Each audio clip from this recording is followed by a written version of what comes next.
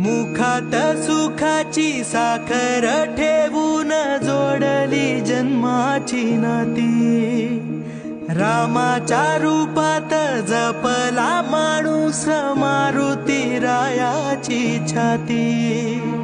वाघाची लीलानी कपाळी टिळा तू जेडंधारासाठी।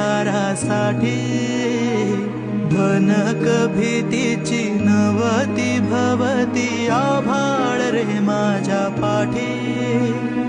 देऊन किनारा मनाच्या होडीचा सारंग हरवला